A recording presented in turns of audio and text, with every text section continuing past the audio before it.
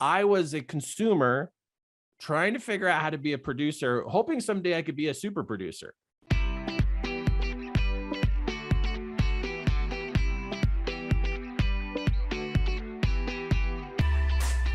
Here's the first thing. Inside of our head, there's a chain reaction that happens. What we think stirs what we feel. What we feel stirs what we think. These play a game all day long. What we feel, what we think, what we feel, what we think ultimately affects what we do. We have ideas what to do, but what we think and feel the most is what we end up doing. It's just what happens. It's what goes on in our head, and what goes on in our head ultimately affects our behavior. And then that's what we end up doing. So what that means is we need to get a little bit of more grip of what we're thinking and what we're feeling, because that's going to affect what we do. And also we need to have a plan of like, wow, I need to do this, even if I don't feel like it. And even if I have no idea what to do, I need to practice. So I want to, in my life, master these three: what I think, what I feel, and what I do. And if I could line up what I think, what I feel, and what I do, wow, I could do great things. If I could think cool thoughts, if I could feel cool feelings, and I could do cool stuff, oh, wow, I could do great things, right? So these three tend to be on people's list of challenges. Kirk, I need help with my thoughts. Hey, I need help with my feelings. Hey, I can't get done what I really want to get done. So these tend to be the human challenges: thinking, feeling, doing. That's what people wrestle with. They wish they could do what they know they ought to do. They wish they could be more happy, and they wish they could think more productive thoughts. That's what we all wish we could do better in each one of these categories. And so doesn't it make sense that if this is the wrestle with the human being that we are, that we ought to be practicing mastering those, right? Okay, so here's something that you could take a screenshot of right now that is all about getting your head straight.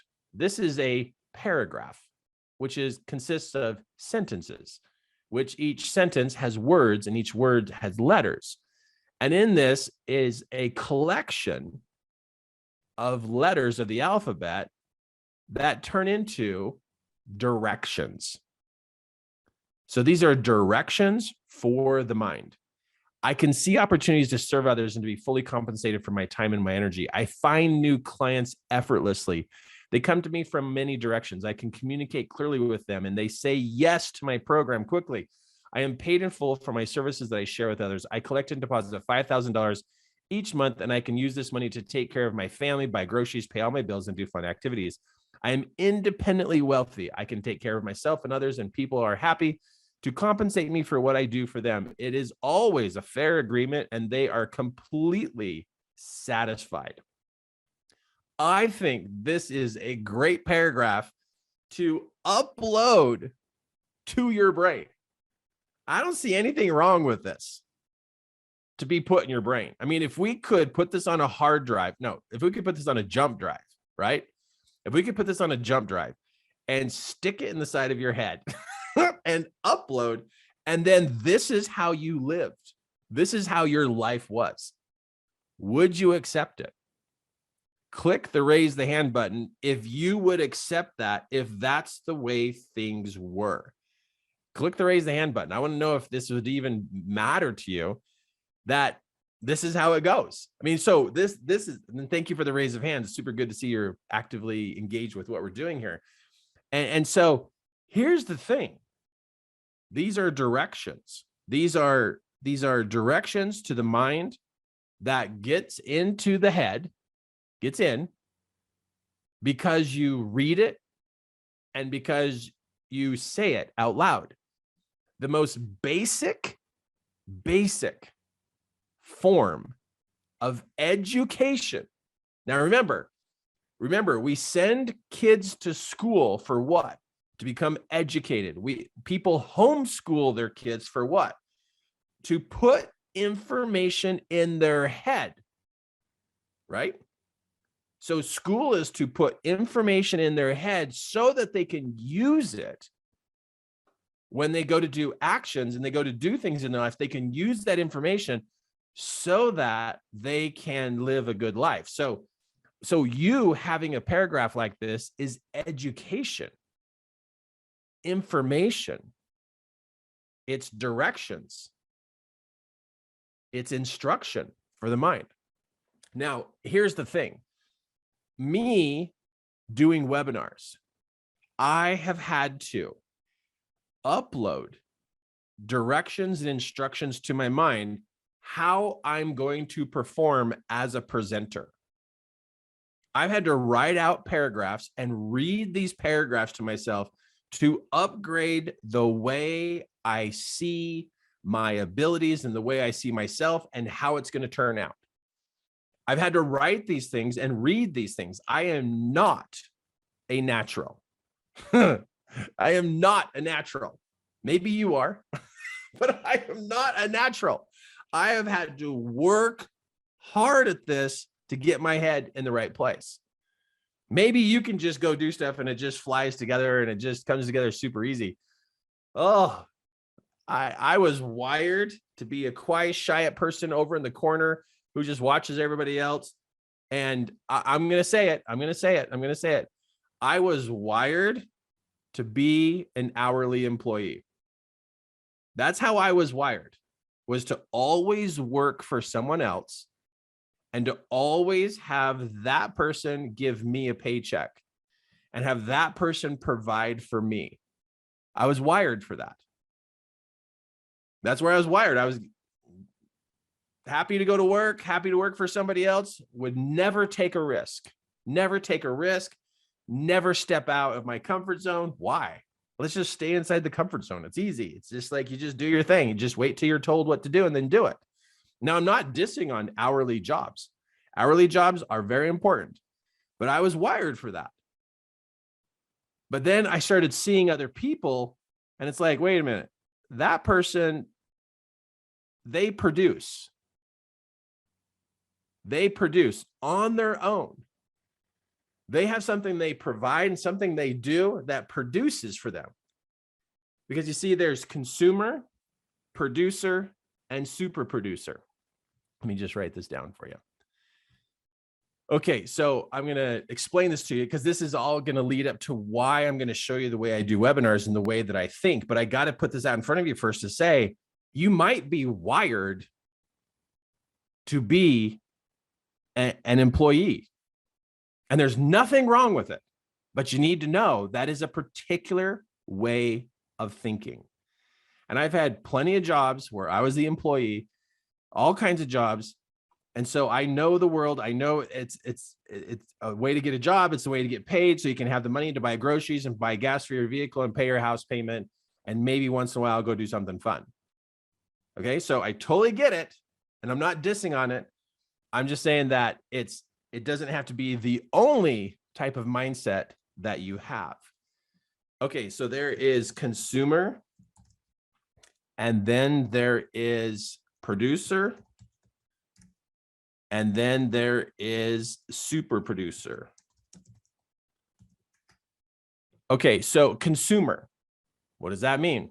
Well, they don't produce things on their own. They don't produce income on their own. They don't produce a product on their own. They don't produce a service on their own. They go and they carry out the service, the product, the steps of somebody else who is a producer. So a producer is somebody who comes up with a product, a service, and or an education to be able to share with people. And so that producer needs people to assist them in what they're doing. And so all of these have their place, all of them, there's none one better than the other. I could also just put these on the same level. They don't need to be one above the other. They're just three different ways of living. Three different ways of living. So I'll put them on the same level so you don't think I'm putting one below the other one. So there's super producer. Okay, so there's consumer. And then there's producer, where you actually produce on your own, which means you can create an income, or you can. So like if somebody has a garden They can produce their own food. They're a producer. But maybe they have a job where they get paid hourly. So in their job, they are a consumer, but in their food produce, they can produce a garden. And so they're a producer in one area of their life. Like for me, I don't have a garden. I don't have ground to put a garden in. And so I can't do my own garden. So I got to rely on a grocery store. So I'm a consumer of the grocery store, but I'm a producer as in my income.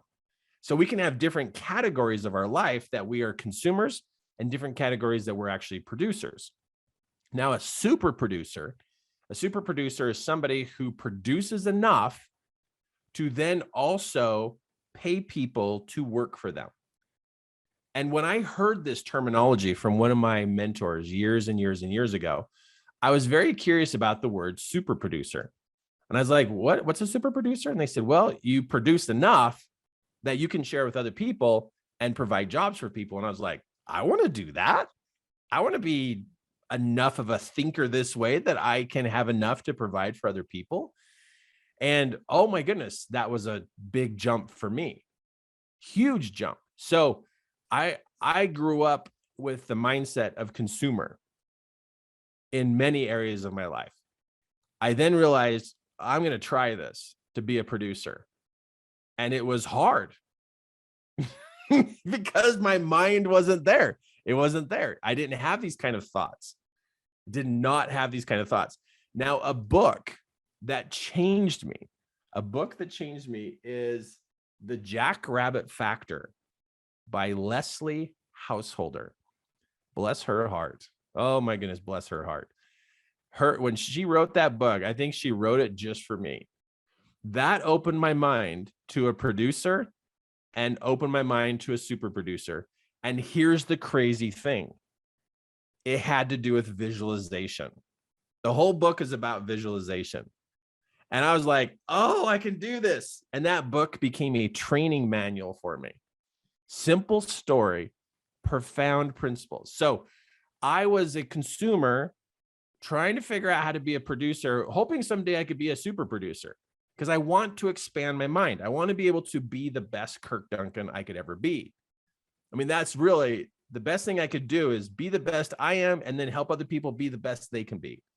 I mean, what more is that than life? If I can help my kids be the best themselves, and I can help my neighbor be the best themselves, and I can help me be my best self, we're all being better people, right? So it's like, all right, I'm a consumer. I'm going to figure out how to be a producer. I'm not good at it. I have no idea how to do it, but I've got to start. So I'm going to have a paragraph to get my head wrapped around this, so I can try to take some actions, fail 10,000 times, but I'm not going to stop because I'm going for the producer piece. I'm going to figure this out. I'm going to figure this out, that I could just try one area of my life where I could create my own income without relying on somebody else. And you could call this an entrepreneur. That's another word to call it. And so, and then this could be an employer who employs people, right? So there's different words to producer. Yeah. Why, for some reason that word looks weird right now. Okay. So I went to go here. So I want you to know, you are going to come up to brain limits. You're going to have certain amount of thinking that's going to support what I'm going to teach you. And so when you watch me on Wednesdays train you, when you watch me and you watch the modules, you're going to come up against limits where you won't have the skill and you won't have the understanding. And I'm going to nudge you to do the activity, even though you have no understanding and you're barely having any education and you're barely have any clarity at all. The doing is what produces better thinking. So yes, we have a paragraph that we read, but we've got to take action on what little bit we know.